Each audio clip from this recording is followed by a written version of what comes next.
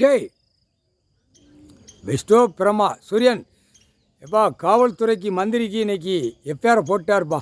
இது பெரிய கணக்கு. எஃப்ஐஆர் போட்டால் இவர் பேட்ட தப்ப முடியாது. வாழ்க்கையும் திருசூலத்துலேயும் இருக்கிட்டார் டெல்லியில்.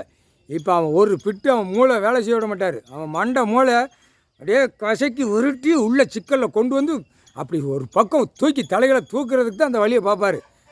கடவுளை மீறி அவன் நடத்த முடியுமா? காவல்துறைனா டெல்லியில் தமிழ்நாடு வரைக்கும் அவன் பிடிச்சி வச்சுருக்கான்.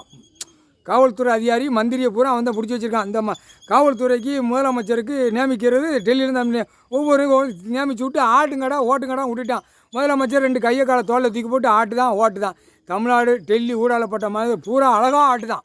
எப்படி பேப்பர் செத்த பேப்பருக்கு அதில் தான் இப்போ உள்ள வரையில் இராணுவ உரையில் என்னடா பேப்பருங்கிற கேள்வி வரையில் உள்ளே போயிடுவான். இந்த பேப்பரை வச்சு உலக நாடே விளாண்டுட்டான்.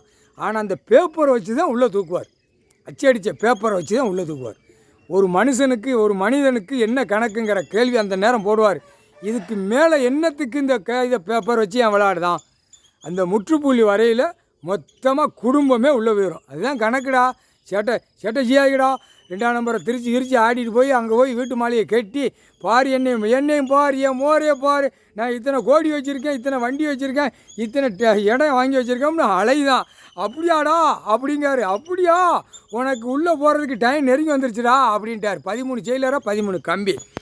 இராணுவம் உள்ள கணக்கில் மந்திரி உட்காந்து ஆட்டுதான், பிடிச்சி வச்சு விளையாடுதான். இவ்வளோ நாள் உட்காந்துருக்காரு.